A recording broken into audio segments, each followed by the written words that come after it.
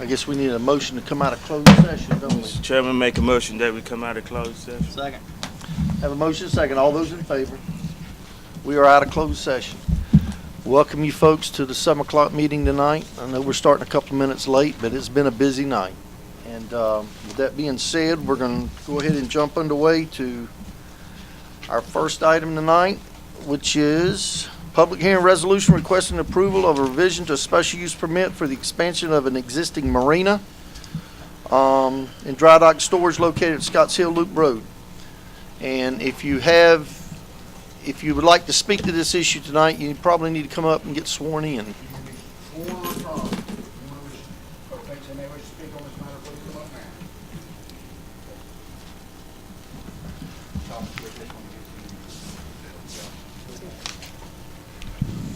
We have opened a public hearing, and it looks like Ms. Frank. Mr. Chairman, Board, good evening. Tonight before you is a special use permit, a revision to a special use permit.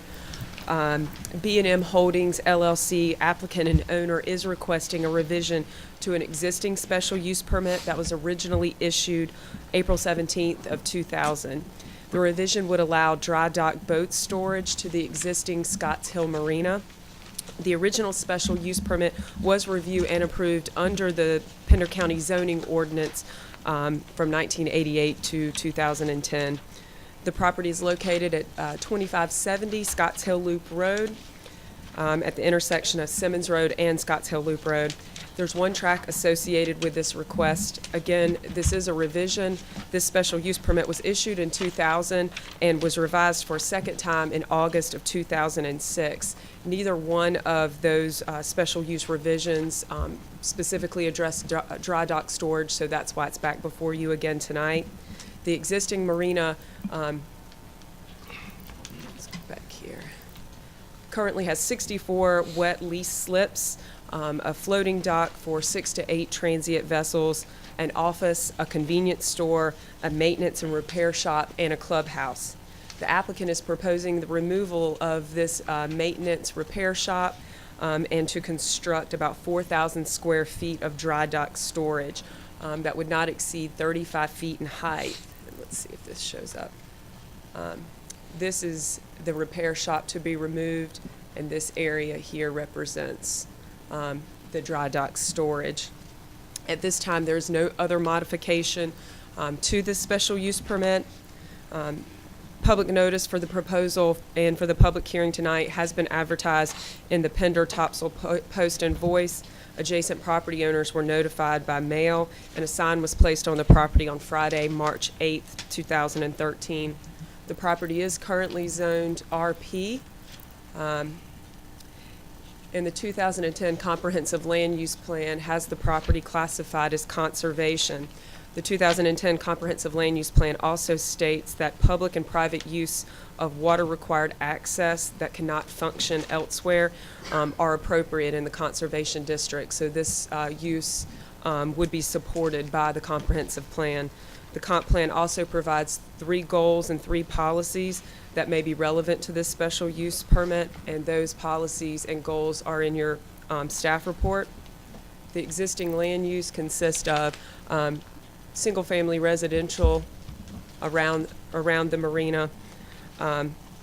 Just a little bit, this property did receive a stormwater exemption that did not make your packet. It was issued on Friday, and they also are working with the Division of Coastal Management revising their CAMA major permit.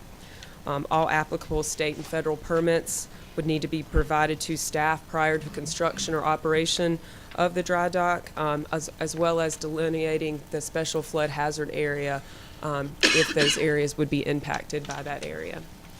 Staff can answer any questions, and the applicant is here as well. Ms. Frank, what is the maximum height allowed on these dry storage facilities that we currently have in the county? In the UDO, I believe it's 48 feet. Okay. But this is under the zoning ordinance, and it's 35. Okay. Anyone else have any questions for Ms. Frank? Mr. Attorney, have we got what kind of sign-ups do we have? 2, Mr. Chairman. And who are they? Mr. Bradshaw and Mr. Shoulder. Mr. Bradshaw and who? Mr. Scholler. Mr. Now, are they- Bradshaw's the applicant. Mr. Bradshaw is the The applicant, applicant. and what about Mr. Scholler? I do not know, sir. Let's live in the neighborhood and support. You want to come up to the podium? Just state your name and address for the record. And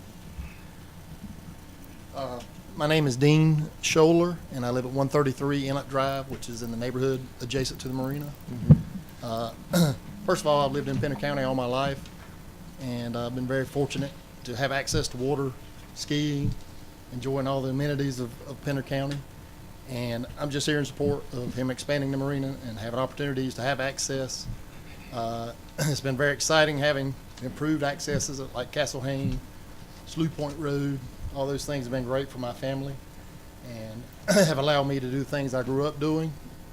So I'm excited about that, and just want to say it's a positive thing for our area, I think. So I won't keep you beyond that. If you have any questions or anything comes back through Jeb, I'll be glad to help. But like I said, I'm just excited about more opportunity to have access. To be able to live in a middle-class neighborhood like Scott Hill, is and still have private access is pretty unique. So I think that's a good opportunity. Thank you. no other sign-ups? None other than the applicant, Mr. Chairman, unless the board wishes to hear from Does anyone want to hear from the applicant? Not unless he wants to speak. Or Does the applicant wish to speak? If you got questions, I'd be more happy to answer them. Basically, Ms. Frank covered all the high points there. Come on up to the podium so we, Yes, sir. in case someone's got a question for you. Yes, That sir. way that you can speak to the mic and they can hear what you're saying. Teresa from Does Jeb anyone have any Bradshaw. questions for the applicant? Mr. Chairman. Okay.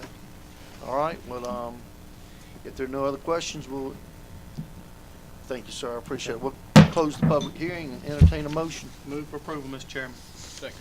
We have a motion and a second. All those in favor? Vote is unanimous. Thank you, Ms. Frame.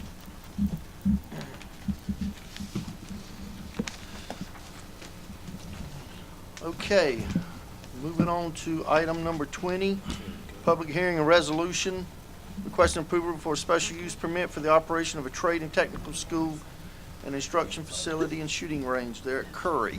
Ladies and gentlemen, if you wish to speak on this matter, you need to come up now and be sworn or affirmed, please. No, I did not.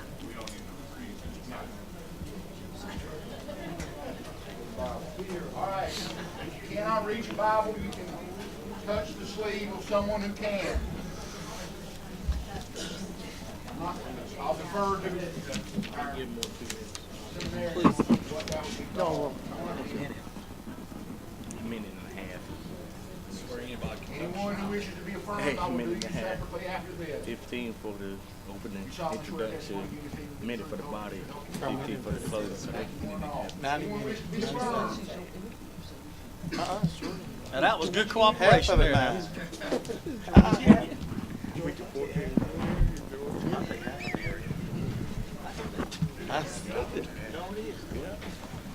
Thank you, Mr. Chairman. okay. Okay, Ms. Mancata. Thank you. The applicant, Alistar, is requesting approval of a special use permit for the operation of a trade and technical school, school and instruction facility, and shooting range for law enforcement and military training purposes. The property is currently zoned RA, rural agricultural, which permits the uses permitted above with the approved special use permit. The subject property is located at 33637 NC Highway 210 in Curry, approximately 1 mile south of NC Highway 210 and 2 miles east of the Bladen County line. The proposed use will include the operation of a regional training facility for state, local, and federal law enforcement and rescue agencies, military units, and private entities, including a shooting range and off-road driving course. The applicant is proposing the construction of 2 structures for office and training uses, along with the construction of 4 shooting ranges on site. The request is proposing direct access to NC Highway 210 through an adjacent property north of the site. The new access will be subject to review and approval by the NC DOT. Staff has reviewed access proposed for the site and recommend the board evaluate placing a condition on the special use permit requiring the proposed access easement to be maintained and passable with passable travelway standards as defined as conditions which allow a passenger or emergency vehicle to navigate the travel path using reasonable care and must be free of obstacles and obstructions. Prior to the issuance of a final zoning approval, a site development plan must be submitted and approved in accordance with applicable provisions of the Pender County Unified Development Ordinance. Staff and the applicant are both present for any questions. Okay. Anyone have any questions for Ms. Moncada? And from the looks of things, I guess we have a few sign-ups. We do, Mr. Chairman. I believe Mr. Richardson represents the applicant. Is that correct? In accordance with practice, I would ask Mr. Richardson to come up and call the witnesses he wishes, and then those in opposition, we will, or who wish to speak, I'm not going to presume they're in opposition, will be given an opportunity. Mr. Richardson, if you would please, sir.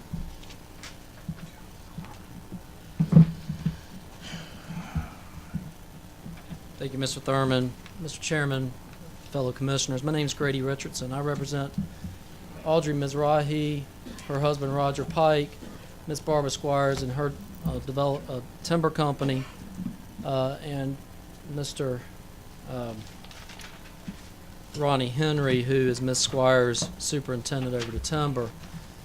My clients are the owners of property immediately adjacent to all of the boundaries of this property. Excuse me, if you can get the pointer, so the pointer, she have a pointer that you can point up there for me. I apologize for that. So this is the subject property in blue, and then he just noted they're adjacent property owners of the entire tract. Right. So all these folks you represent tonight touch that property? That's correct. There's two property owners. Ms. Squires owns this property. The easement, the land over which this driveway easement exists, this land, all on this side of 210, as well as the property above 210, is owned by Ms. Squires. Down here, I'm going to approximate, is that about right, Audrey, is where Ms. Mizrahi and Mr. Pike are currently building their home and their farm. It's not shown on the applicant's materials. Before I call up any witnesses, I'd like to be heard on just summarizing their position, if I may, Mr. Thurman, under the town's or the county's UDO. As you know, the applicant's coming in, it's their burden. They don't have an automatic right to a special use permit. They have the burden of proving that they're entitled to the permit. We believe that they've not satisfied that burden in a number of ways. The starting off would be under the county's UDO, the special use permits are governed by Section 312. The purpose in 312.1 says that it's a use that would be compatible with the areas around it and shall not be as a matter of right, but only after review and approval of the permit application that it satisfies specifically required factors. As I've seen the materials, and I'll admit that I came in late on this Friday of last week, the first thing I would note is we were under the belief, my clients at least, in conversations with one of the applicant's representatives, that they had intended to withdraw their application. And then we were told they were not going to, so we would be here for the hearing tonight. So we've been scrambling since that occurred to get ready for you tonight.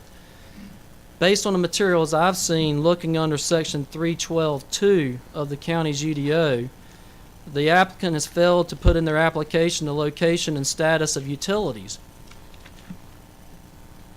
All, at best, the applicant can show by way of Ms. Squires' easement is access for ingress and egress. There's no easement in that instrument for any utilities to go over that road unless Ms. Squires agrees to it. She does not.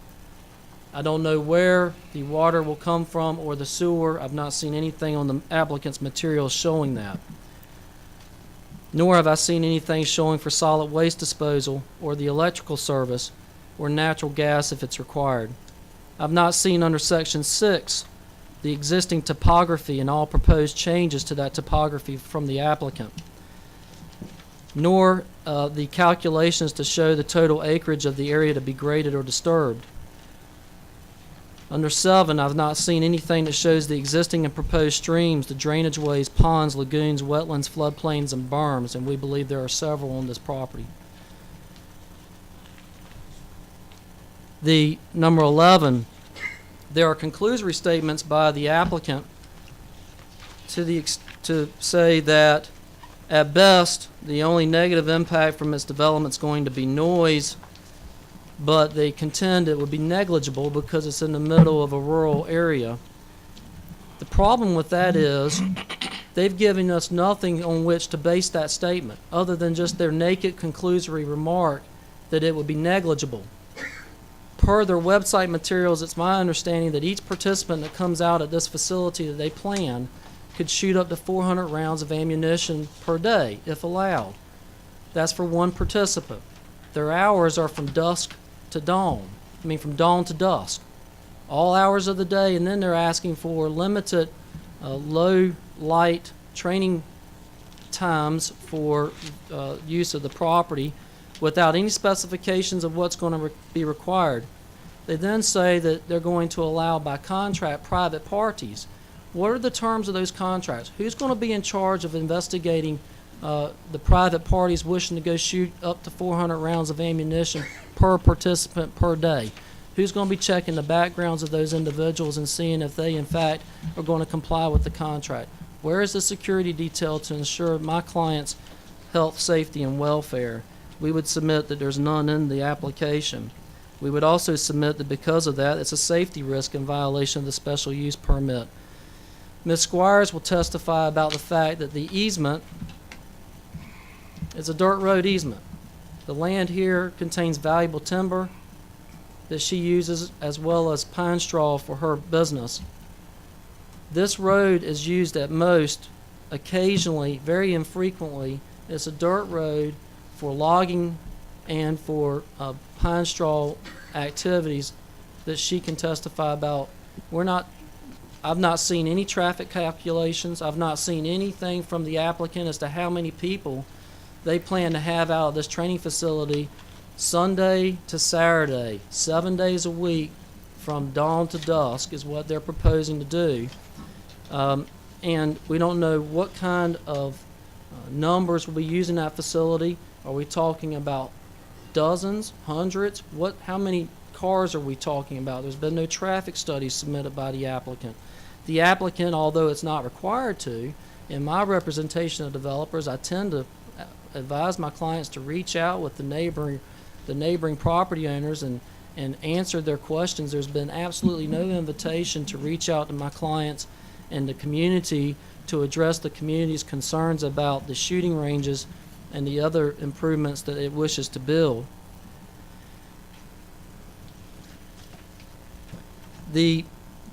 And I learned this just before getting up here before the meeting started.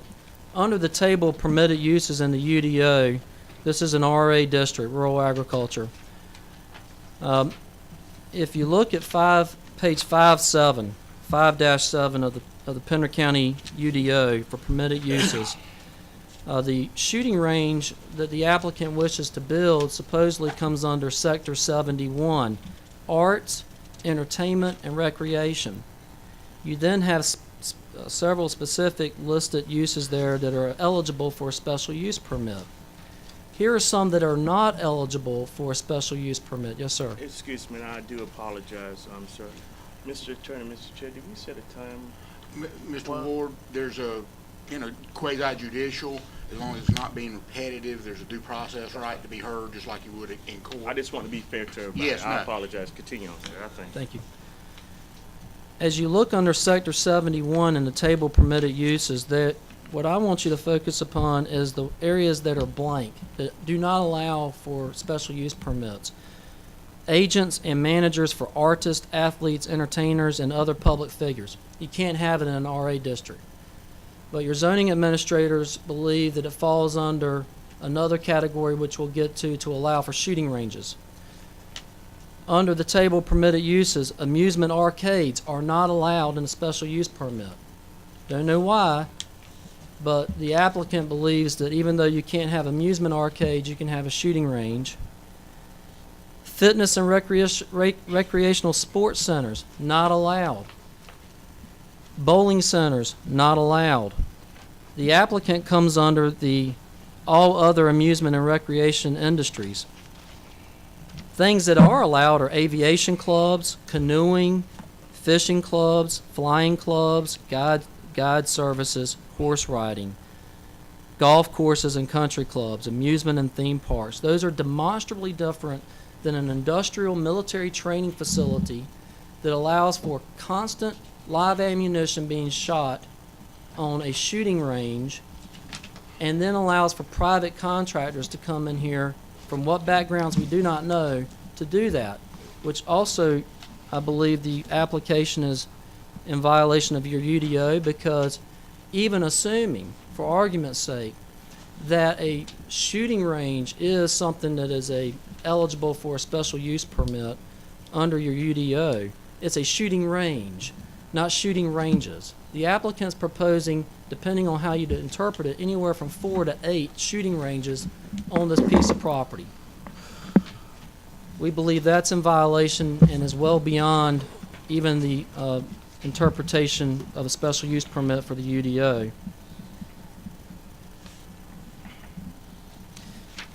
The reason why I noted the rural nature of the access easement is because we also contend that allowing for, we don't know how many cars on a daily basis going out there anywhere from 10 to 13 hours a day would be an overburden on the access easement that's always been used, as Ms. Squires would testify to, since she's been out there on a very, very infrequent basis.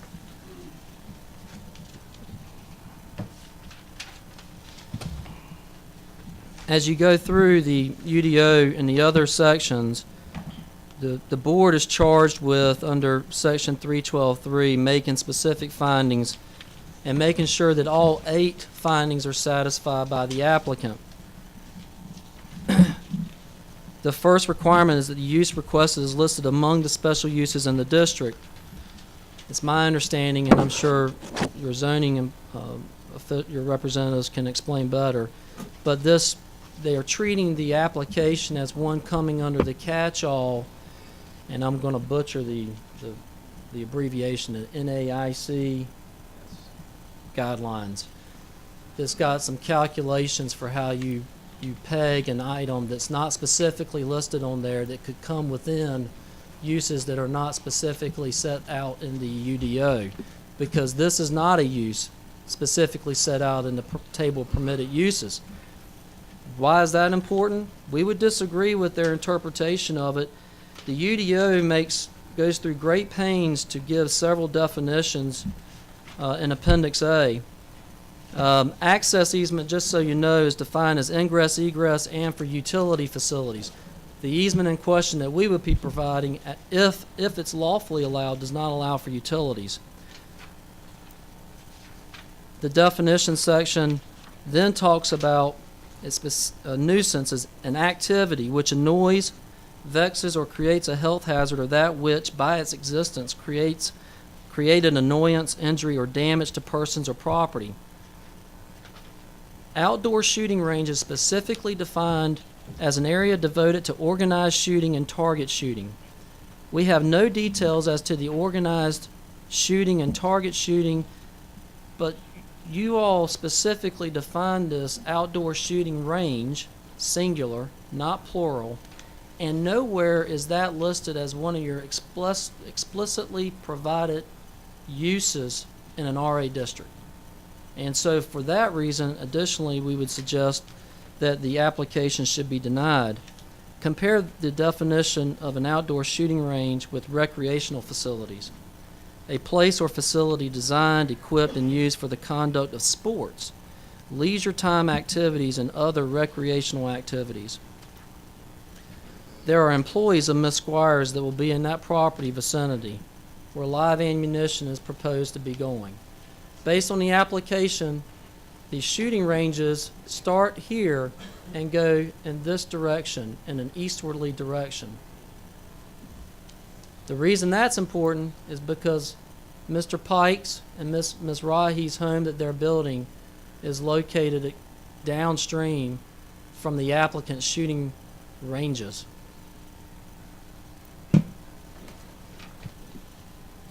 As you look at the other requirements for granting or denying a special use permit, Ask yourself whether or not the application is going to adversely affect the safety, health, morals, or welfare of the community. We would submit that it will. That the proposed use shall not constitute a nuisance or a hazard. If the applicant can get up here and say in its application that the noise pollution is negligible, on what do they base that when we're looking at thousands of rounds of live ammunition a day at shooting ranges? Ask them what they base that upon, because we believe that it's not based on anything empirically that would support that statement in their application. Number 4, is the requested use in conformity with your land use plan? We would submit that it's not. On the application,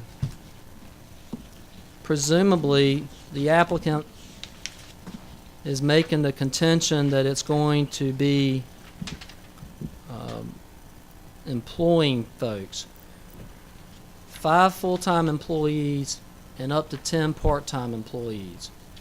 I would submit to you that is not a major, I think the language is, major job-creating activity that's under your 2010 Comprehensive Land Use Plan. 5 full-time employees, 10 part-time employees. We're not talking about a great deal of construction for this site either, so the employment of contractors is not going to be a major job-creating activity, nor is it compatible with the farms and forestry and very low-density development that's adjacent to the property owned by Ms. Mizrahi, Mr. Pike, and Ms. Squires.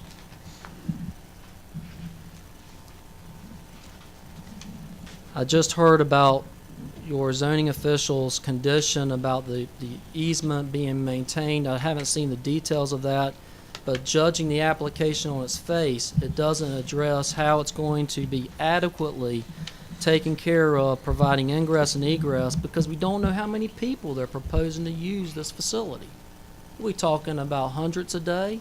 That's hundreds of vehicles on a rural road. We don't really know. We haven't seen what their proposed contracts are for these private contractors either. Finally, under 8, the proposed use shall not adversely affect surrounding uses and shall be placed on a lot of sufficient size to satisfy the space requirements of said use. We do not believe, based on the application, that the applicant has satisfied those conditions either. At this time, unless the board has any questions for me or Mr. Attorney, I'd like to call Ms. Mizrahi to testify about her perceived impact that this development would have if approved. Yes, sir? How many families are you representing again? Was it 4 or 5? It's two owners, which is a husband and wife, and then Ms. Squires and her company. So Mr. Pike and Ms. Mizrahi own this property adjacent to the track, and they're on the front row. She's in the brown pants, and Mr. Pike's next to her. And then Ms. Squires and her company own this land, including the land over which the easement runs. And this is 210. She owns this property above here, 210 as well, to the north of 210. That's who I represent. I do have one more thing to point out, is there are 5 churches. 4 of the 5 are located within a half mile of this location. The other church is located within 1 mile of the church. We have received a letter that I'd like to hand up for your consideration from the Rosa Green Missionary Baptist Church, opposed to the applicant's application. I'll just mark that as Exhibit 1. And Mr. Pike has a petition signed by well over 150 property owners who are opposed to the application as well. And I would advise the board that in terms of, you can consider it for what it's worth, and I haven't seen it, but unless somebody's here to testify and be subject to cross-examination, a statement is not something upon which you can base your decision. Ms. Richardson, I would urge that whatever witnesses you call, they are going to need to make reference to, you said her anticipated, she's got to have some basis in fact as to what this would do based on experience with a gun range, or I'm going to have to disallow the testimony. I mean, Well, can't, if she's just purely speculating, then that's not a basis to testify. And I think the cases are pretty clear on that. She needs to have said she's been around a gun range, and if she can do that, that's fine. If not, we're gonna have to move on. We got a lot of people to deal with tonight. Well, I don't disagree with you on that, Mr. Thurman, which leads me to my final point. Given the applicant's suggestion that they were going to be removing their application from consideration tonight, if that's going to be the standard, we would respectfully move for a continuance until my clients and I can adequately prepare for this hearing we were led to believe was not going to happen tonight, and we've been harmed and prejudiced. If that's going to be the standard for Ms. Mizrahi, Mr. Pike, and their testimony as to their direct relationship to the application, and moreover, I've seen nothing better from the applicant to support their application, and it's their burden. And again, the same standard's gonna apply to them. You've gotta have some, but you gotta have some basis. You can't just say, I've never heard a gunshot, but I think this is gonna be loud. That doesn't qualify. So, I mean, I'm just warning you in advance, so we don't. And will I be allowed to? We don't make up the standard as far as that goes. We Right. follow, it is a. Yeah, it's a testimony all through and through, and a judge is not gonna allow hearsay or whatever Oh, either. But I have one question for you. Yes, sir. If I can, Mr. Chairman. It would appear to me, and, I shoot, my son's been shooting for a long time, he's not even 10 yet, my daughter just shot for the first time. But it would appear to me that Ms. Squires is holding the cards if they're gonna require more than a 2-lane easement, because you said you don't know. But if there are utilities that are required, and there's no other utility easement, it's kind of holding the cards there, but it could be that they're going to be self-supportive with a generator and all that kind of thing. But, and utilities do have the right of eminent domain. Well, They can go acquire a right-of-way to run power, and they do. There's a reason they used to be called Carolina Power and Land Company. I mean, they have the right to go get land if that's what they're looking at doing. I don't know the situation here. There could be access somewhere else. But I mean, in general, a utility can find a way to get a power easement. And if they are receiving power themselves, a standard easement that when you get power from the power company is if they need to run an additional easement to serve someone else, they can do so across your property. Don't know if that's the case here or not. But again, I wouldn't say that would be a basis, given that if they can't get power, they're not going to have, and the proposal is they're going to be on 4 county, I believe, is what the application says. I just want to I get So wanna- that'll be up to them, and if they can't, then they'll have to come back. I wanted to ask themselves. something about the access to it if I can. Who owns the land? I know there's an access there. They've just been given a right-of-way or an easement, correct? That's right. The It's a people de- that own this land have been given an easement? It's a deed of easement. Ms. Squires owns the land over which that easement runs. Mm-hmm. It's a deed of easement for ingress and egress, and I can show. There's nothing in the easement that would restrict this then? Well, the easement, when it's granted for the specific purpose of access, is limited from having other easement uses put into it. If you forget for the minute overburdening it, it's one thing if you have a car or two a week using it versus 100 cars a day. That's a separate legal argument. But it's just for ingress and egress, and I've got the easement. Be happy to hand it to Mr. Thurman or whomever. It's limited just for pedestrian access and vehicular access, so therefore you cannot piggyback sewer, water, electricity, cable on that. The only folks that can, typically this occurs, is like Progress Energy will work with the sewer authority and they piggyback on each other's easements because they're all public condemnors. But to Mr. Thurman's point about the condemnation, you have to look at this application at the time it's submitted and whether it satisfies the requirements for the special use application. As of tonight, it does not satisfy that, to my knowledge, on any of my clients' property for sewer, water, or electricity or other utilities that would be needed for this improvement. Could they maybe go negotiate an easement with Progress Energy from my clients? They could. Absent an agreement, then you're looking at condemnation or eminent domain. And I have a copy of the right-of-way easement and agreement if you'd like to see it.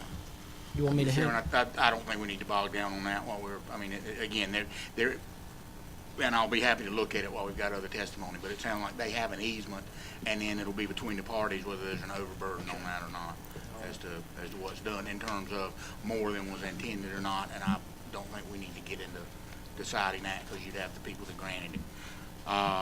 Do you have witnesses you wish to call? Ms. Richards? Yes, I'd like to start with Ms. Rahi, and I'm going to, she knows not to be repetitive or redundant. I'm going to let her tell you why her and her husband have built out there and what they foresee this application doing to their property. Mr. Attorney, I know we have to give the attorney the time that he needs to present his case.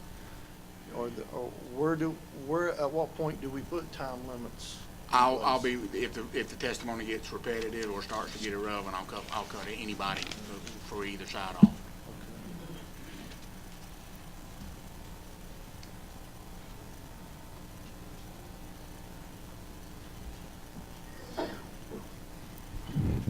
My name is Audrey Bizrahi. I'm the owner of the property adjacent to the proposed shooting range.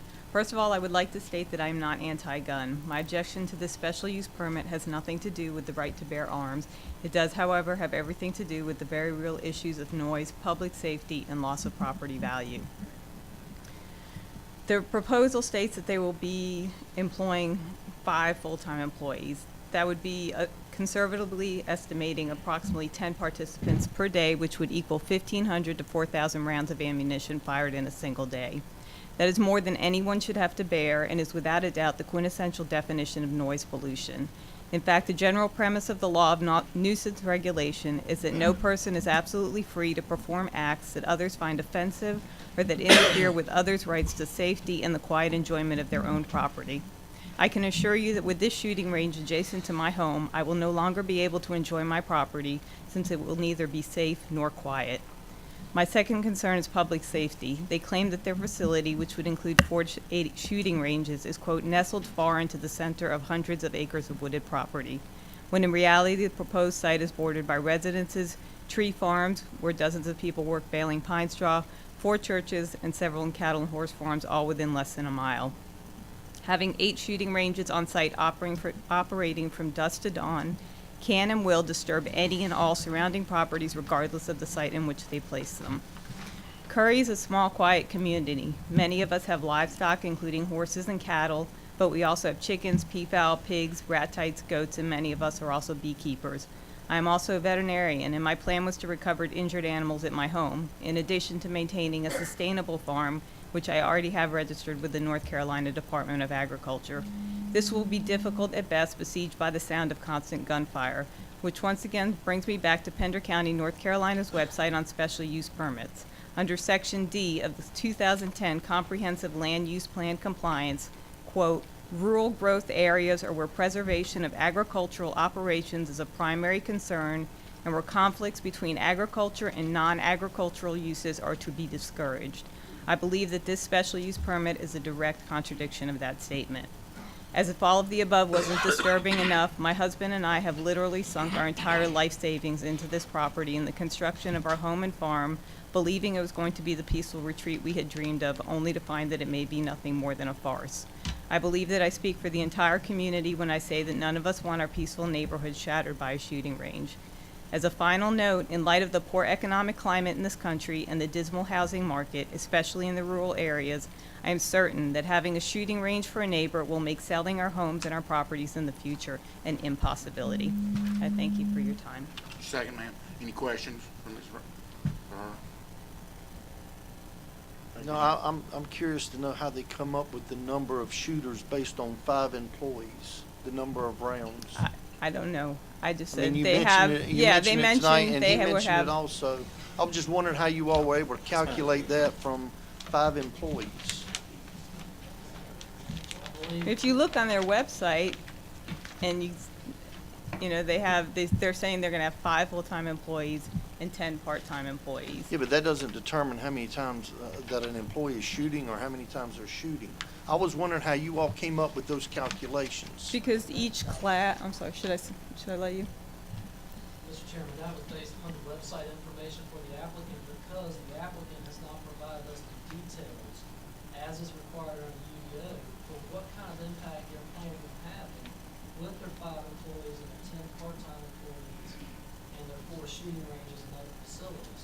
So we're left to go and get the information from the website as to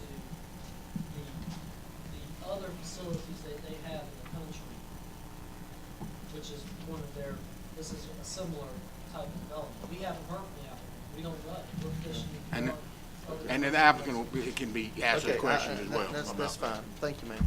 Thank you. Can I ask one thing?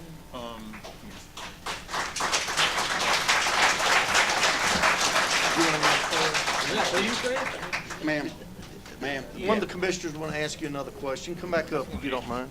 You say you have horses? I have cattle. Don't have horses. Okay. But there's horses close by? There are horses close by. I have, the majority of my farm are chickens, and I breed. You say you're a veterinarian? Yes, sir. Okay, you at Rocky Point? I'm actually in Castle Hayne, but I'm a Rocky Point Okay. resident. All right. Thank you. Okay, thank you. Mr. Richardson. This time I'll call Mr. Roger Pike, Ms. Mizrahi's husband.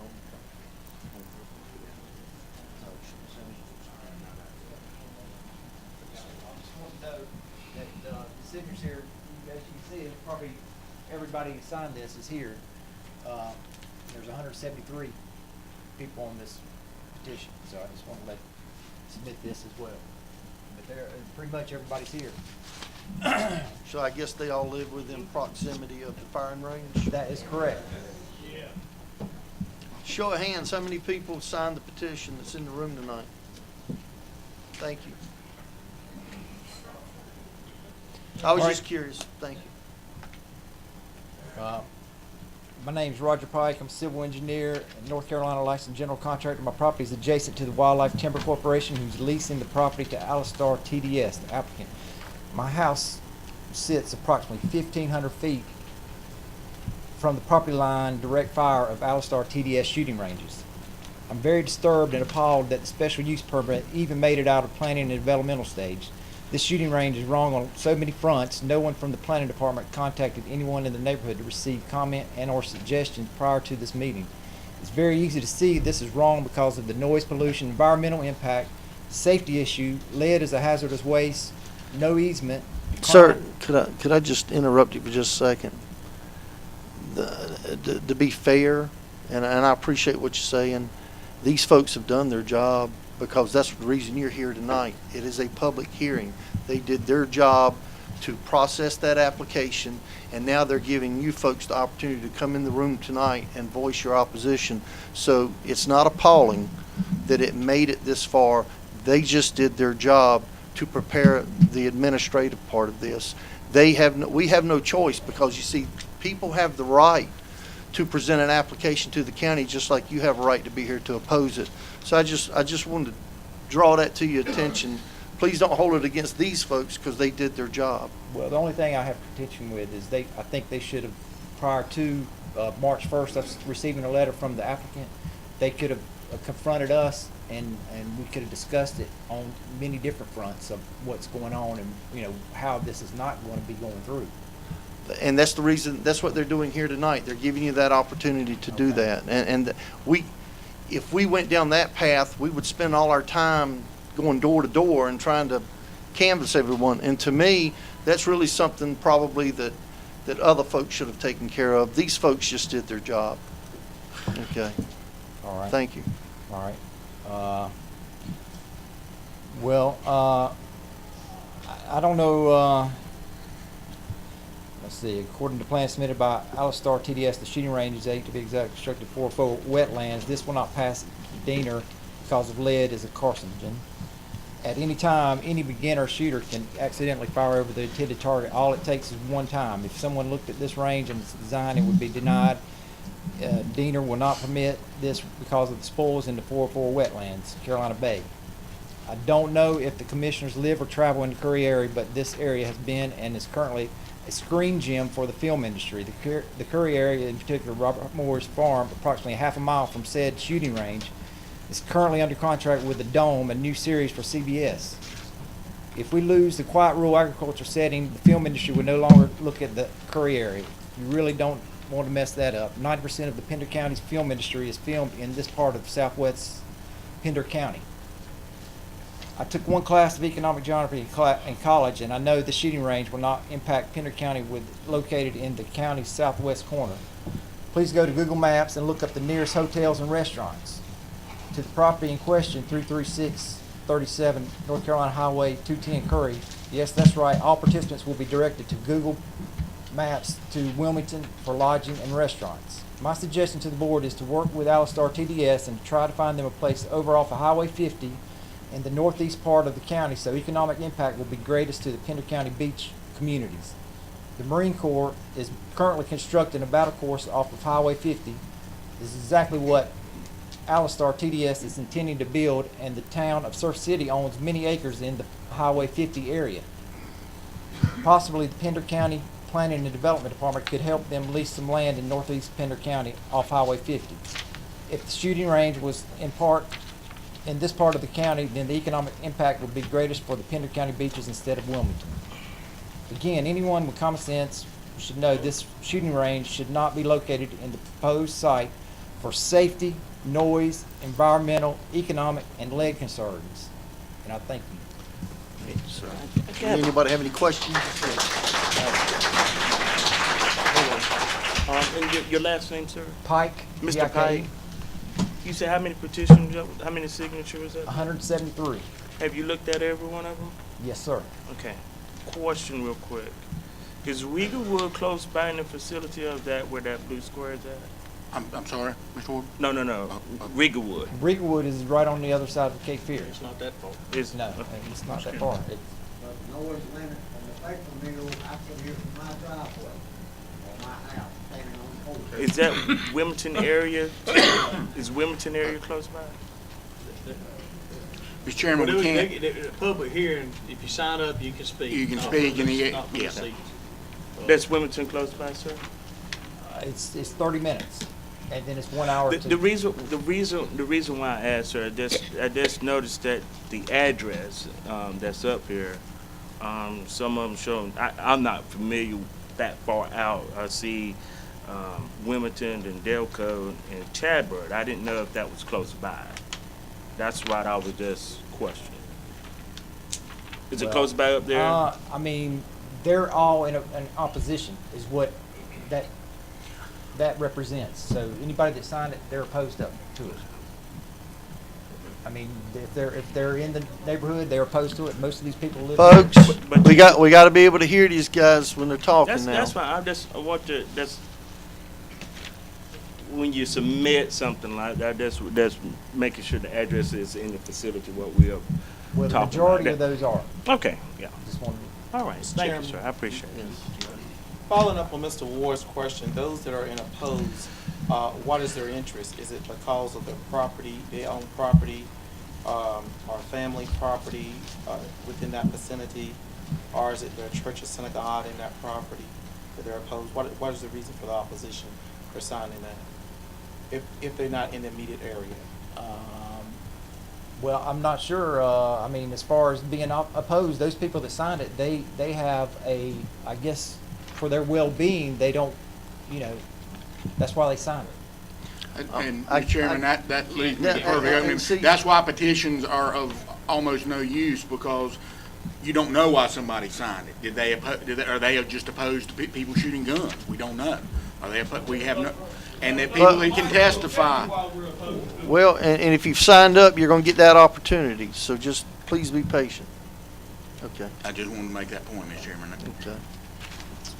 Thank you, sir. Thank you. Sir, you know what? Folks, we're going to try to work through this, but one thing we're not going to put up with tonight are a bunch of outbursts, because this is recorded. This is a legal meeting. We have to hear what's going on. I'm sure you folks want us to hear everything that's going on. Please be patient with us, and if you've signed up to speak, you're going to get an opportunity. Okay? Who is next? Next witness I would call is Ms. Barbara Squires, who's the landowner of which the easement runs and is the property owner immediately to the north of the applicant's proposed tract area. Ms. Squires. And if it's okay, I'd also like to have Mr. Ronnie Henry go up with Ms. Squires.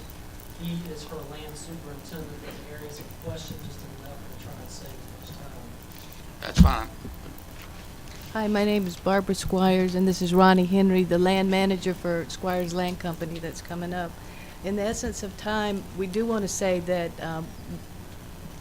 or I want to say that what Mr. Richardson has said, that we're in agreement with that 100%. And I think we've talked about the easement enough, and I know the community has a lot to speak about. But I would like to say, because even someone pointed out to me, the logo for Pender County, you've got a tree there. My father was Nelson Squires, a great believer in the land producing what it could. He was known as a longleaf pine man, and this is a pine plantation that this runs through. It's over 500 acres just on this side of 210. And we have a farm there. So at any given time, we're going to have workers on that property. Seasonally, you'll have people for pine straw, you'll have people for farming, and we'll have loggers. We've got loggers going in there probably next week because of the Epps beetle is killing some of the pine. So, you've got to get in there. This is managed property. It's not just property that's been sitting there unmanaged. It has to have certain amount of chemical applied to be able to keep the growth up so we can get the pine straw. So it is a major income for the land company, pine straw, timber, and farmland. And I don't know if Ronnie has anything to add to that. On this property, on an average, we rate around $30,000 a year in straw. One match in this pine straw will destroy it. So it takes us 20 years, that's long leaf, to get to mature. So you think about what we'll lose. If we lose our straw, we lose our timber. One match. We try to keep everything gated so we don't have this problem on our property. Right now, we are asking the game warden to help us trying to keep this place like in order that it is. And the workers I have in there, right now they done heard about this and they're very upset about it. So we start losing workers coming in doing this work for us. Who don't give us this, loss when we start losing this work? I got people that's gonna come in and price this timber. These people, want to come in here and do this with all this stuff. They done bossed that to me. So we don't start losing revenue. And who don't pick that revenue up? And it's not only right there. We own right across the creek from that. We own thousands of acres across the creek from that. And it's a real mess for us. And for me as a timber manager, I couldn't have it. The road, the access going in there, we maintain it. We're the one that maintains this, and we are not staying heavy traffic. We have those trucks in there now, and they beach the road all to pieces. Just what we do. So we couldn't stand that. And that easement, we wouldn't agree for nothing else to go in there on the easement. I couldn't. And I couldn't advise the board members of Squires Timber Company to let no one do that. And I have a forester that works with me, and me and him was in there today, and he advised me of the same thing. We got to protect our part also. And again, sir, and that's the piece of property that's square up above, correct? That's right. I have a question for Ms. Squires and Mr. Henry, if I may. Do you have a concern about your employees' health and safety if this application is approved? And if so, please tell the board why. For sure, our community, we have to reiterate what they are scared. I think the word that hasn't been used right now is fear. The fear of a gun ricocheting or starting a fire. But the noise element, the fear of being hit by a bullet. And then, of course, the fire fear. And then health and safety. We do have people that are in there just seasonally, and if we lose those seasonal people that come, then, that's going to hurt them as well as us because we're a big pine straw production company, really. And this shooting range ain't gonna benefit us none. It's gonna hurt us. It's gonna hurt a lot of employees. A lot of people is employed. We employ a lot of people. And it's gonna hurt those people. This ain't gonna help us none. How many And people do you far employ? as- far as the danger, my grandbaby, she's 12 years old. She told me, she said, Papa, why are they doing this? Why are they putting, and how can she study and hear these gun shots going off all times of day and night? You can't do that. That's one concern. My family live right near that. A half a mile through the woods, it's right there. It's right on. I don't know if you heard Commissioner Tate. I'm curious too about the question he has. Mr. Tate can reinstate that question for us. Sure, I'll start repeating myself. How many employees do you employ? We have a lot of contract employees that for us directly, there's 7 or 8 of us, and then there's the contract labor that we have with our pine needle people and with our loggers, and then with our foresters. So we're not a timber dealership, we're a land and realty company, so we have to contract all of these people, but we have working relationships with them coming in and out of the property. As far as the stroll, there's probably 35. And for the timber, there are probably 10 for the timber. That comes in and cut the timber, and the forester, he'll make 11. And me 12, because I'm in there all the time. So we have a lot of people coming in and out at all the time. Sure. And if we lose this, and those people just don't come and do our work, we lose a lot of revenue. When you say lose this, you mean losing the contract, correct? Right. Is that saying that no other contract will come over there and get the straw from you all? Is that saying nobody will come? They ain't saying nobody. Okay, so you just assume that you'll lose the permanent contract that you have now? Well, most of the time when people start running away from you from one thing, it's hard to get people to come in and rate the volume of stroke that we have. That's what I'm saying. Most people can't handle that. Okay. Did you have any other questions for them? I would like to say that we do support the whole community that surrounds this and about the noise, the safety, the environmental effect, and just the well-being of a community and the well-being of people should far outweigh a business being put in there that's not necessary and not needed for the betterment of the community. Thank you. Thank you, ma'am. I like to say our churches. We have those 4-5 churches right there, and this will impact those churches. And I don't think it's right for the community and for our churches. Thank you, sir.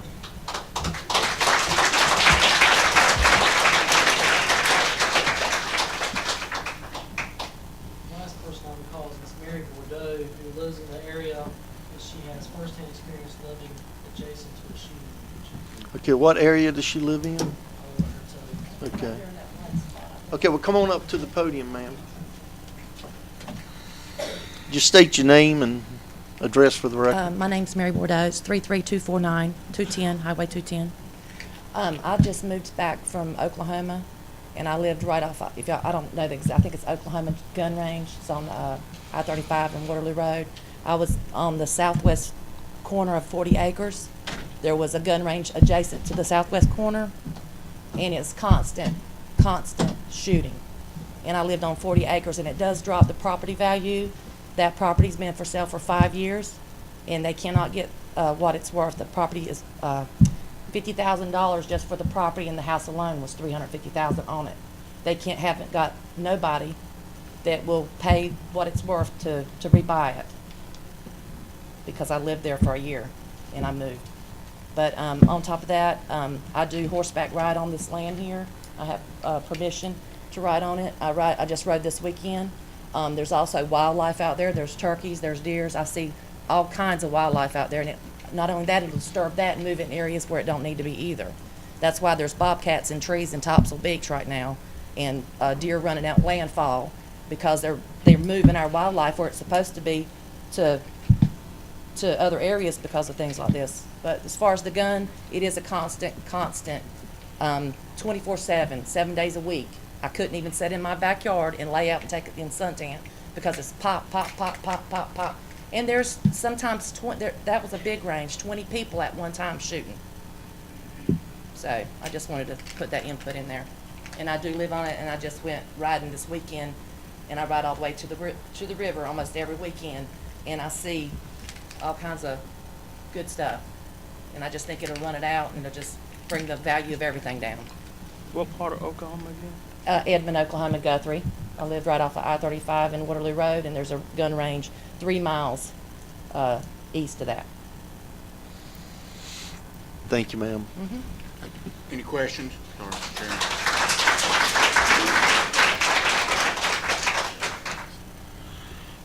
The applicant would like to come up now. The applicant here.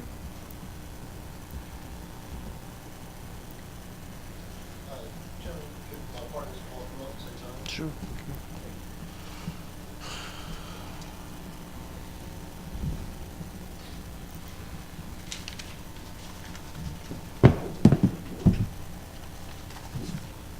I'm Anthony Cowden, co-founder of Alistar TSC. What was the last name again? Cowden. Cowden? C-O-W-D-E-N. Cowden, okay. Our company address is 2020 Capitol Drive, Wilmington, North Carolina. Can you lift the mic up, please, sir? People have trouble hearing you. Thank you. Our corporate address is 2020 Capitol Drive, Wilmington, North Carolina. Okay. Ron Holmes, 3406 Sparrowhawk Court. I am also the co-founder of Alistar TDSC. Robert Ward, and I'm from Pinehurst, North Carolina. Chairman, Commissioners, we certainly appreciate the opportunity to address the board and the public and their concerns. Obviously, the first or the two major concerns are noise and safety. I believe we can cover both of those extensively, as we are prepared to give true and anecdotal data on sound pressure, noises, distances, and so on and so forth. Before we go into that, I do believe, and there's a lot of beliefs and assumptions we heard earlier. We did meet all the county's requirements for the special use permit listed on the permit application that we were given by the planning board staff. Chairman, Commissioners, we have a handout that we'd like to submit that we did not include in the packet that does have some more details in exactly what we're doing.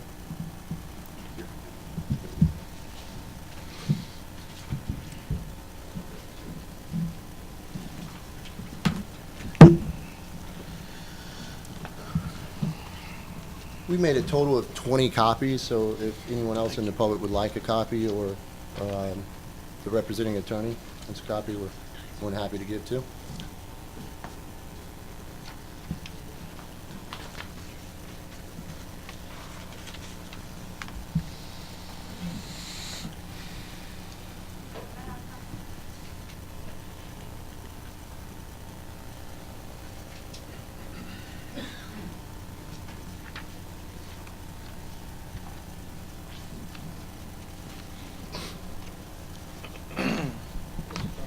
Yeah. I'm going to note for the record my objection to this document being admissible hearsay. Doesn't have foundation, doesn't have the expert. If there was one to come up with sound measurements, I assume that the person that did the sound measurements and I get the cross-examination.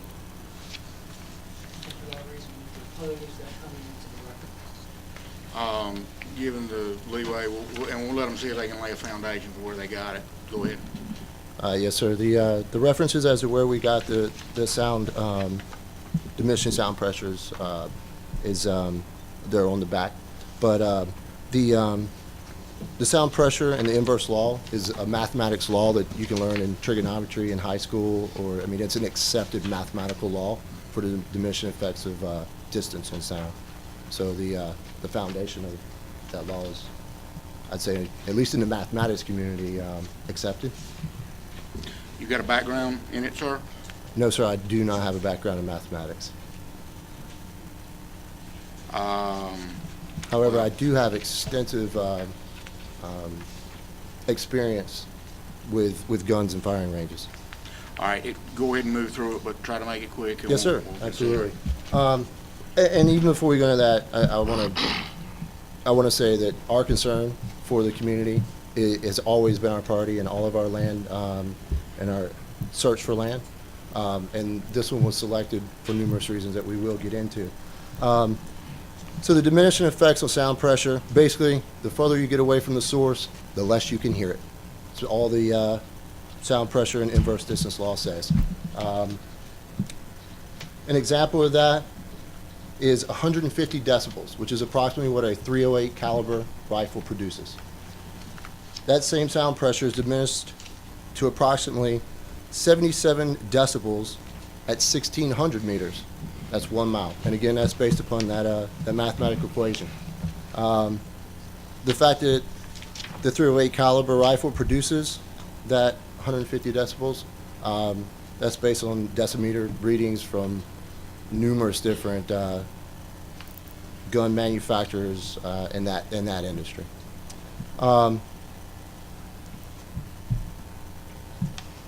More diminishing effects on sound pressure, atmospheric and environmental factors.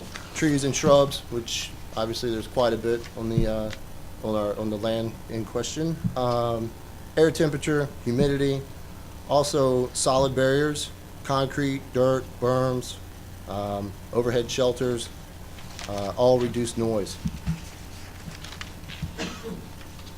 Trees and shrubs dissipate noise. They basically refract it and break it up, while solid barriers actually absorb it. The next page, we talk about some common environmental sounds. So if the weakest sound you can hear is 0 decibels, our conversation right now is about 60 decibels. I'm speaking at 60 decibels or so. A car, city traffic, 85 decibels. Hand drills, 98 decibels. All stuff we're probably familiar with. So again, the .308 caliber weapon, which is a relatively large caliber for what we plan on using. Mr. Chairman, I ask that if it can be quiet in the ordinance so we can be fair to everybody that's out here, so I can hear, please. Yes, sir. Thank you. So basically, at 1 mile, we're looking at 77 decibels. The nearest residence is 1,850 meters, so approximately 1.25 miles, 1/4. And that is that is from, we use Google Earth for that, as that is a reference, which uses NSA, NSA and other government agencies' topographical information. It's pretty valid. Mr. Chairman, may I ask a question here? Sure. Have our staff do we go out and do any measurements from nearest residents? We visited, we both went to the paper portion of it so we can have access to it, so it's not being located along public right of way. We are limited in studying the site directly. So yeah, I just want to mention. We aren't required to do any measurements from residents to the site. We didn't do any field measurements, but I did look at this morning on the computer. It appeared Mr. Pike's address point would be the closest to the subject property. Which is approximately, tell me that once His again. attorney pointed it out earlier. It's right here in this vicinity. So that's the closest address point. 1,500 feet. Shoot this way, right at. So that would actually be a great point to address. Now, were you saying you're building your residence, right, or plan to build your residence? Are we missing something here? Is that what, maybe not complete a residence, or? We got building permit, it's dry in. Okay. Well, that's the excellent point. Mr. Pike and his wife Audrey, approximately 2 weeks ago, week and a half ago, I'm not sure, contacted me via cell phone, asked for a meeting. I honestly had no idea exactly what for. We were acquaintances in the past. And when I filled out the packet, I didn't put two and two together that Roger Pike was actually someone I knew, so we addressed the envelopes and given them to the police staff. We met in my office, and I did indicate that if this was going to interfere with their life, their new home, so on and so forth, that we would have to pull a permit out of an ethical reason, because I do care. I'm born and raised in Eastern North Carolina. Only made it as far as Fort Bragg during my military service, so born and raised here. I understand needing and wanting your own piece of property. So again, in our hunt for property, our number one consideration has always been neighbors and distance. And we've always based it upon these mathematical noise, or the noise equations, or sound pressure equations. So when I conveyed to Mr. Pike and his wife Audrey that we would have to pull a permit, I spoke with not enough information, honestly. And when we did decide that that was not going to be a course, we did inform them that we were going to move ahead. The reason that did take a couple of days, and I do apologize for their attorney not having ample time to apply or to get everything together for this hearing. By no means were we trying to mislead anyone. And we've always been very open, and we'll continue to be. We want to continue to work with our neighbors. So when we decided, and the way we decided that we would continue with this, my partner Ron was overseas. He was deployed to Iraq and did not return until Monday morning. On Wednesday, March 13th, myself and Ron, an associate, went out to the property, and I positioned myself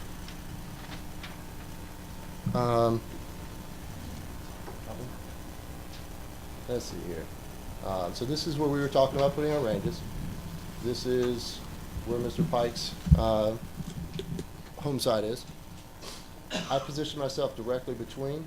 My partner stood here at this existing structure, and he fired 100 .308 caliber rounds from an 18-inch barreled rifle. For those of you who are familiar, the shorter the barrel, the more pressure, the louder the gun is. So we chose the loudest weapon system that will be most common on our ranges. We also fired 45 caliber pistol and 9mm pistol. On the property line, directly between two, it was audible, but only barely. And that distance is approximately 1,200 meters, with the total distance again being 1,850 meters. After that, my partners and I sat down and discussed again exactly what we could do. Well, let me back up one step. After we loaded our equipment up, we decided to just ride over and see Mr. Pike's home site. He had invited us to accompany with him another time, but since we were in the area, we decided to go over and look. Mr. Pike was there. He had just arrived, and I asked him if he had heard the shots, and he had not, but he had just arrived. So we left there, went back, and shot again. About half the number of rounds from the same very, very loud weapon system. We went back on Friday, March the 15th, at about 9 a.m., where we fired approximately 40 rounds of 45 caliber round, 100 rounds of 223 rounds, the most common rifle cartridge that would be fired on range. But we also took out that time a .338 Lapoa Magnum, which is a very large caliber sniper system. It produces about 10 more decibels than the .308, so about 160, but at about the same as a 50 caliber round. So we fired those. We fired 19 rounds of those on Friday, March the 15th at 9 o'clock a.m. Then we went back yesterday, 17 March, at 6 p.m. in the afternoon. We fired 20 .308 rounds, 50 .223 rounds, and 50 .45 caliber rounds. And as far as I know, there's been no complaints or even any word that anyone heard any of this. Okay, question. Yes, sir. during the time of the firing of the weapon discharge, was that one or multiple weapons used? Sir, it was just one at a time. However, in sound pressure, if two simultaneously firing weapons that create the same pressures, there is no increased decibels. It would still be 150. Only in a contained space, say a room, will that pressure actually go up. In an open field, there is no increased sound pressure. So, obviously, we're basing our reason to move ahead with and ask for the special use permit on at least our assessment that we are only producing very negligible sound noise. But to further the fact that we are concerned with our neighbors and their safety, the next page, the Alistar Regional Training Facility improved site plan, what we propose is turning our ranges around 180 degrees, approximately 180 degrees. Therefore, having them face west and into more dense forest where there are no neighbors in direct line. The nearest neighbor, the nearest residence that we can find on the map on Google Earth is 7.5 miles away. In direct. Folks, come on, you gotta let him speak. They let you speak, we gotta let him speak, and folks will get the opportunity to speak again. So the safety concern of Mr. Pike and his wife. Yeah, you know what?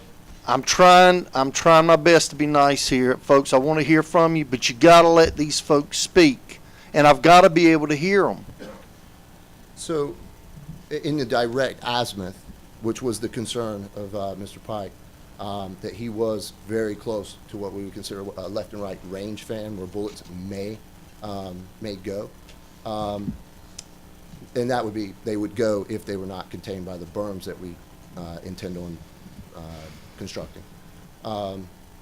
So if we turn the ranges around and face them in this general direction, the first house that could actually be in that azimuth is about 7.5 miles. Excuse me just a second. Is there any way anybody can take a look at that and confirm that? Thank you. And I would say without the exact Sir, azimuth on the range. So there's not, I think, perhaps a misunderstanding of what you're trying to say. You're not saying if you drew a circle, it's 7.5 miles. No, and there sir. are structures. No, sir. So I'm why saying- don't you clarify a little bit what you mean Yes, by sir. that? So originally, so if Mr. Pike's home is here, our ranges were here. I believe one of our longest distance range went in this direction. So if looking on paper, you could imagine that in one straight line, because bullets do fly in straight lines, that his home could be in danger of a stray round if fired just in that direction. So to further address that concern and mitigate any kind of risk, we've simply rearranged our ranges. We didn't change anything about the site plan other than we just turned them around. And again, I want to go back and address the fact that if they were just fired in a general direction, which I guess leads us to safety, unless anyone, if you have any more questions about noise being an issue. Okay. So the other major concern is safety. Our ranges are going to be constructed to the United States Navy standards, which well exceed the NRA standards, which is typically what the civilian community goes on. Anytime you read about ranges in residential areas next to homes, whatever, they always cite NRA engineers' findings. They're always safe enough. Our ranges and our berms will far exceed the NRA's standards because some of our clients, our potential clients, will be from the Navy. They have to, for them to come to our facility, they require the Navy requirements. The Navy requirements far exceed the Army requirements, the Air Force requirements, and all of those exceed the NRA's requirements. We plan on going well above and beyond that. Instead of ranges only being closed at 180 degrees, our ranges will be closed 360 degrees because of other operational requirements and being able to use the ranges in more efficient ways. As far as, well, actually, there's a few pictures in there that will show the type of ranges. Since we're not required to give these type of details in the permit application, we wanted to include them so the board and the public could see that just out of the sheer facts of the way we design the range, and such as the overhead covers with noise dampening walls, it simply contains the noise. Just in the fact of its design, while honestly, they were actually designed to make it more comfortable for the shooters on the inside. They dampen noise to all the surrounding areas. The safety of the local workers came into play. They don't seem to have a hard time working in land where it's been sprayed with chemicals, but they're worried about stray gunfire. Every single required step, and anytime we can go above beyond because it suits my clients, my potential clients, the safety parameters will simply be exceeded. None of these workers, as we drove by them after we shot, seemed frazzled or disturbed at all. I did not stop to ask them if they could hear the bullets at all, but they continued to work after we shot, and they were out there all but one of the times that we shot. As far as the fire concern that Ms. Squires has, the way I understand it, most outside fires are actually started by lightning. I don't know that bullets are a fire hazard or ever have been. I know that tracer fire, the actual sulfur burning bullets that you can see fly through the night, that are typically linked in machine guns, but that's not a concern of ours. It's not the type of weapon systems we're going to shoot. They're typically used in aerial gunfire from helicopters or the larger gunship platforms, and that's not the type of, we don't intend to have any firing from helicopters or fixed-wing gunships of any sort.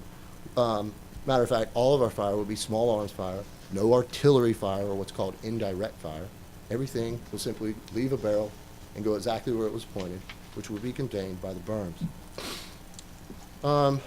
Another concern was the churches. Grew up in the church. Whatever the current hours of the closest churches are, and the closest church is approximately 2,300 meters away. That's Bethel Church on Bethel Church Road. Their posted hours, we'll have no shoot. I have no problems with that whatsoever. I understand and respect the church community through and through.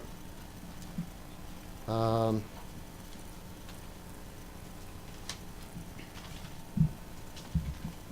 there any questions for me so far? Anything to cover? So again, nothing that we intend on doing will interfere with agriculture. I don't believe that pine trees are necessarily, well, my beliefs are irrelevant, actually. Thank you. We were worried about the easement and electrical service. An electrical easement, there's already electrical power there. It was granted by the Squires estate. I'm not even sure, 20, 30 years ago. There is power already there. There's a septic system present, and we only plan on improving and expanding that. Another issue, the industry was brought up, the film industry. Right now, the film, or the series, Revolution, is being filmed out there. A colleague of ours, a SEAL, a Navy Special Warfare, or SEAL, is actually very closely involved with the training that goes on there.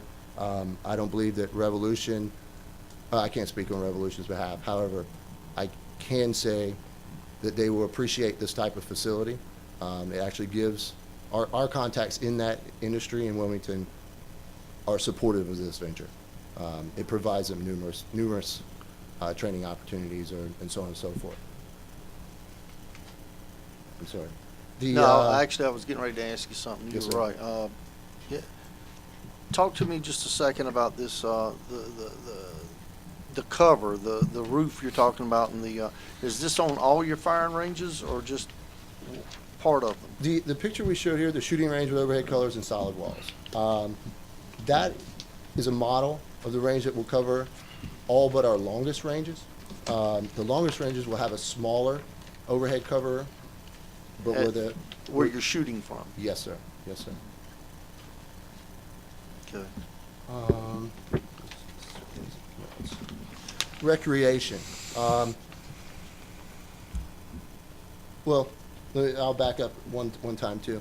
The information that was gained from our website, the Alistar TDSC website, is our current business model, where most of the advertised training on there for the public, it's advertised training for the public. The numbers, I believe, that were used, 400 rounds, 350 rounds, those are for classes. A class may have 10 people in it, maybe 8. We conduct those classes at range facilities that we rent in this area. But it is training, paid training. It is not recreational shooting. This facility is not a recreational facility. It is a school. We're doing training classes where we inform and train. It is not just into the dirt road where we're going to shoot off the tailgate of a truck at some beer cans. It will be very supervised, and it's classes. So while we said that you can't have an amusement park or I think an arcade, we're very far from that. Yet it is okay to have a flying club.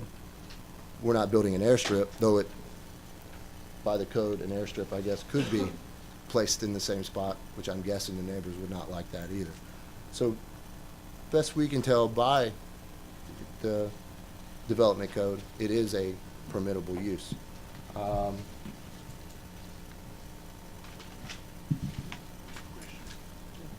Ask your question. Use the earthen berm. Now, how tall is that? The berms will have to vary per the length of the range. The Navy's guidelines for a 50-meter or approximately yard range, 52-yard range, they have to be, for every meter, there's a ratio. So they have to get so big as the distance gets longer, and then it caps out at 500 or 600 meters. I do not have the tables completely memorized, but I do know at a 50-meter range, the berm has to be approximately 16 feet tall. For 50 meters, again, approximately about 52 yards or 150 feet. So 16 feet, and our construction guys could probably confirm this, but most ceilings, especially in homes, are about 8 foot tall, so double this. How thick is it? How thick is the berm? The berm has to be as wide as it can support its height, so I can only, there's actually no real requirements on width, because obviously as you pile dirt a certain height, it has to become a certain width. Like pyramid? Yeah, yes, sir. It would have to be like such. Our intent is also on top of those berms to put the noise dampening fencing built by Acoustablock. It's basically a rubber fence that further traps sound or absorbs sound, pardon me.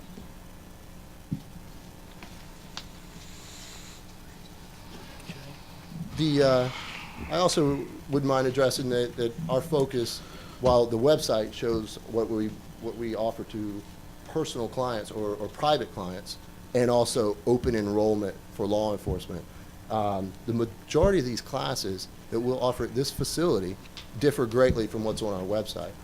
Our big focus is providing the medical and trauma training and the latest techniques and tactics to law enforcement and the first responders of Eastern North Carolina.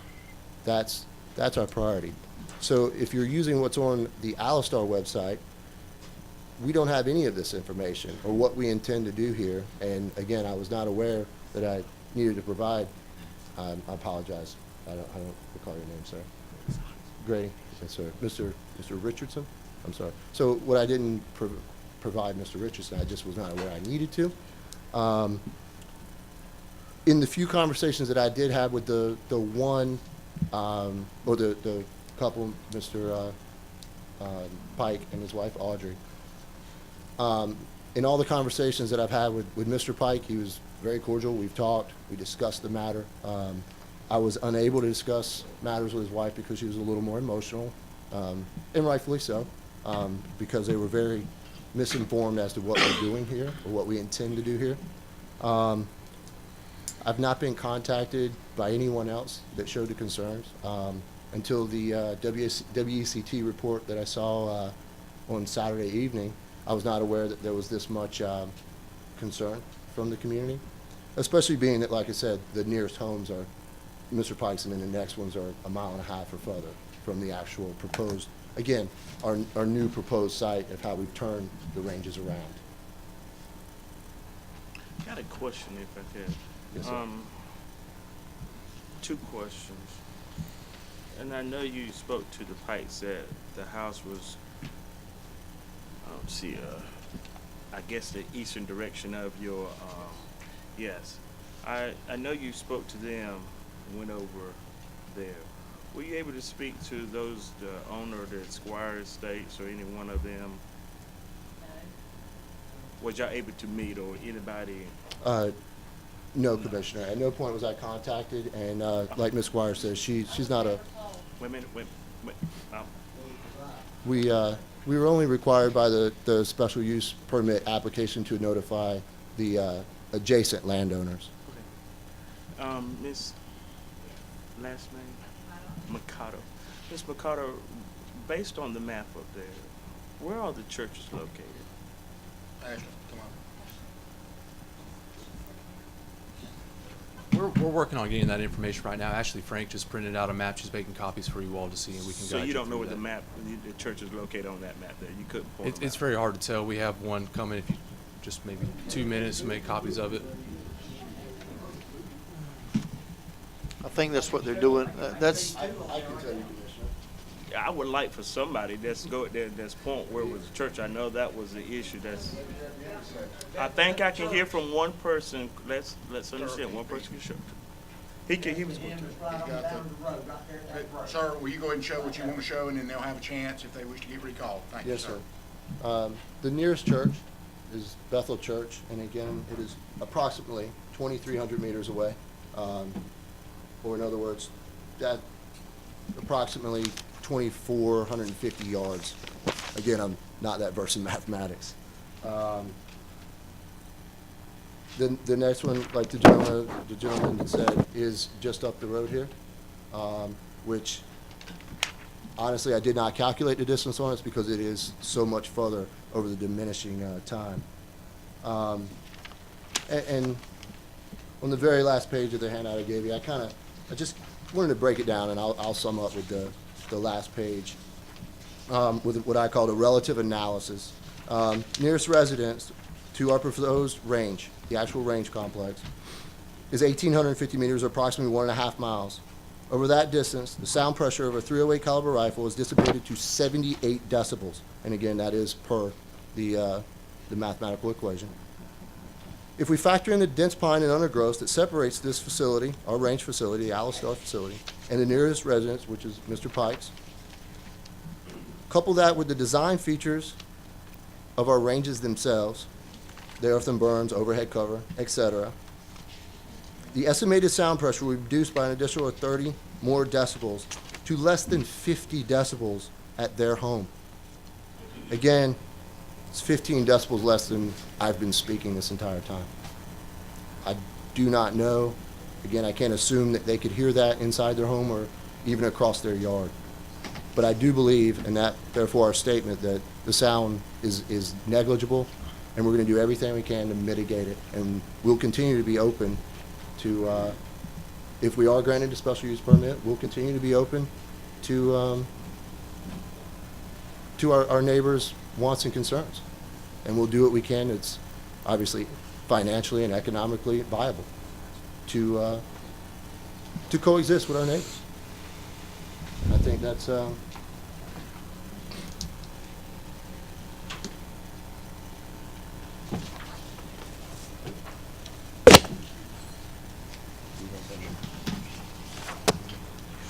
I do believe, unless there's any further questions, that That, Just, yeah, hold on, Yes, I'm sir. about to passing this out. And Ben, can you tell the board what this is, or? As well. This was just created just now by Ashley, so I'm sorry there's no legend on here, but thanks to her for getting this taken care of. As you can see, the subject properties in blue, the points outlined in blue. The points in blue on the map are the churches. The points in green are the address points. Now you see in the top left-hand corner, it kind of goes into white. That's going into the adjacent county, so we don't have the address points for those for the adjacent county.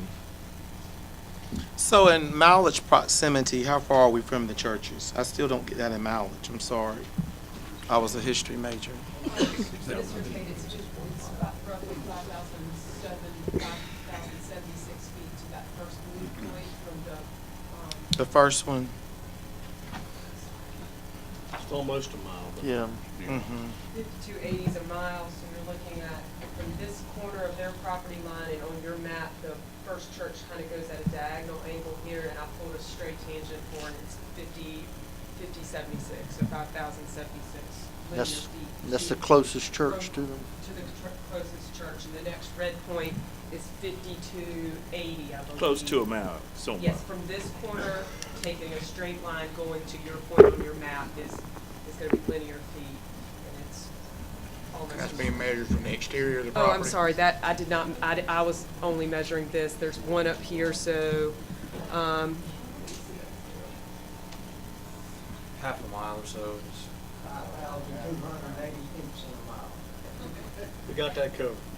Well, the church is not that far. It's a half a mile. to the one that's north here is gonna be a church. Come on, folks, I've got to be able to hear. Come on now, please. Roughly a half a mile to this church. I focused the map going, how the applicant had said he was turning it 180 degrees, so I took this map and kind of shifted it this way so we were picking up everything going towards the Bladen County line. If you want a more accurate reading on the church for this one, I can pull a tangent on that. Talking as about well. Bethel. Yes, sir.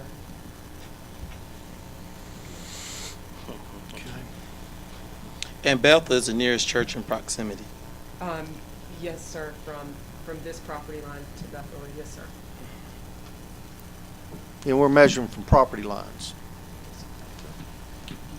I'd like to just note that our range in that direction, the new proposed site, would be approximately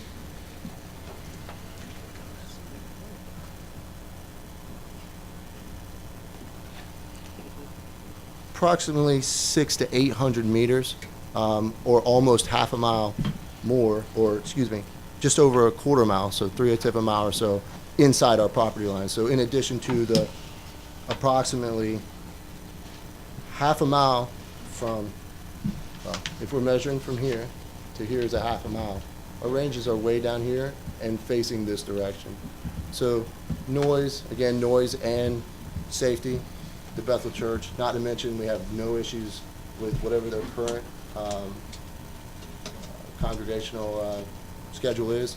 We will completely, we'll have down hours during those times. Again, I just want to say on record, their current hours, because I don't want them to have 24 hours a day church and go against that. Did anyone else have any questions? Or were you finished? I think the only thing I did not cover is numerous times, and I know this is a moot point, but I like accuracy. We have no intent, and because of the Pender County NORS ordinance, it was said numerous times that we intend on operating from dusk till dawn, which is exactly wrong. I know Mr. Richardson said numerous times that we intend on operating dusk till dawn, 7 days a week. We actually intend our hours to be dawn till dusk and stay within the Pender County ordinance. So just for record, it's dawn till dusk, not dusk till dawn. He corrected you, sir. Oh, did he? Okay. I'm very hard of hearing, and I was sitting in the back, so apologies. I wouldn't testify to that. But I did not do the sound testing myself. Okay, is there anything else you all wanted to add? You have any other Okay. witnesses you wish to call, sir? No, sir. Were there any other sign-ups? Oh, we have some more sign-ups. I mean, for them? I don't, that's why I was asking, do you have any other witnesses you wish to call? No, sir. Okay. Ms. Richardson, do you wish to ask them a few cross-examination? Is it Mr. Cowan? Calvin. Calvin. Calvin. Yes, sir. Mr. Calvin, you said earlier that this was not a recreational facility, is that correct? Yes, sir. On any of your application materials, do you show any existing and proposed streams, drainage ways, ponds, lagoons, wetlands, floodplains, and farms? No, sir. We basically cover that in the statement that we're going to have to continue to work with, find a delineation with wetlands and the Corps of Engineers and seek further permitting for that type of stuff. And at the time you submitted your application, did you submit any topography and other proposed changes shown on the site plan map? The satellite image, the same here we see from Google, also shows topography. If while it is not a topographical map, that was not requested nor required by the planning committee. Does it show the existing topography and the elevations on that topography? Did you get a survey specifically geared towards your application? No, sir, and I do not believe we're required. Or excuse me, we were not required. You're not a professional engineer, are you? No, sir. But a professional engineer's opinion is also not required. I understand your position. Is Mr. Holmes a professional engineer? No, I'm pretty sure he's not. Is Mr. Ward a professional engineer? No, sir. Do any of you have specialized training that you would have got an educational degree for in noise measurements? No, sir. I guess I just asked you the same question. It's not my client's burden. Absolutely. Absolutely. How much do you anticipate, or have you even done any calculations on the maximum capacity for your facility on a daily basis? Again, I'm not sure exactly how this pertains to the special use permit. Could you clarify? Where in your application did you detail any expected impact to the community in terms of traffic? Our traffic, we anticipate very little traffic. Again, on any given class time, if we had 30 people, we could maybe assume there would be 30 vehicles that would come in and then leave at the end of the day. But you've done no traffic study impact analysis, have you? I don't believe that falls on our necessarily. As far do you mean on Highway 210, Highway 421? We're not sure. The impact from 210 to your facility, the traffic impact on that easement. Have you done any studies on it? No, sir. Have you calculated what the maximum number of folks using your facility can be on any given day? No, sir. How many, if you have measured it, how many recreational vehicles do you plan on using on the off-road course? No recreational vehicles. What sorts of vehicles are going to be on the off-road course? SUVs, like the ones the sheriff's department or the fire departments use, full-size, mid-size SUVs, ATVs, and UTVs. How many on any given day can be operational on the road course at any given time?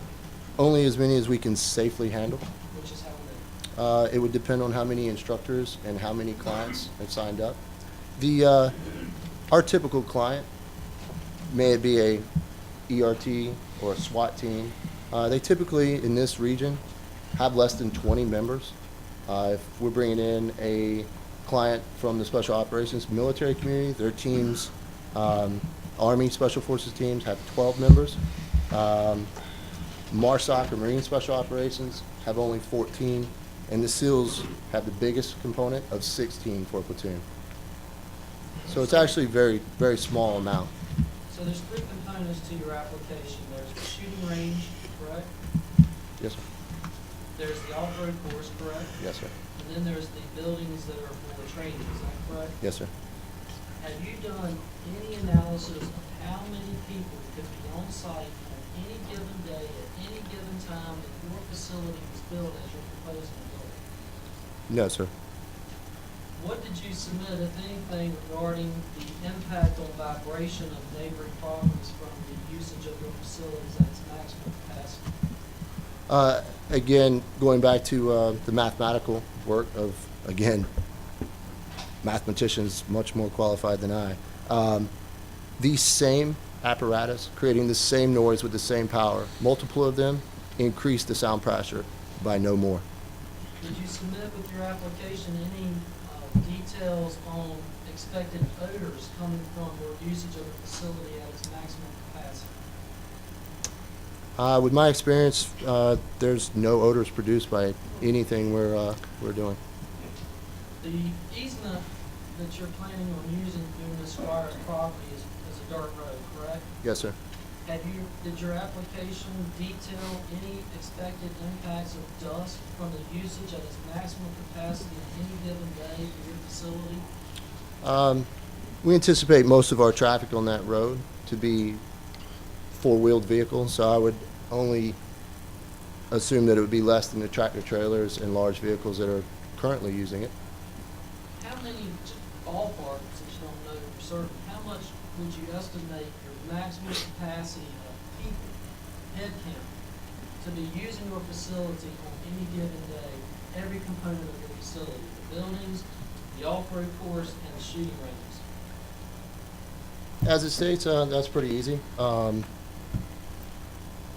100 to 110 people, to include employees, part-time and full-time. That Mr. would actually Richardson. be on the far end of the estimate. Excuse me just a second. How many more questions do you have? I'm just trying to get the application. Okay. I need to let the commissioners take a couple-minute break. Okay. We're going to be back in 5 minutes, folks. We're going to start at 5 minutes till. Okay.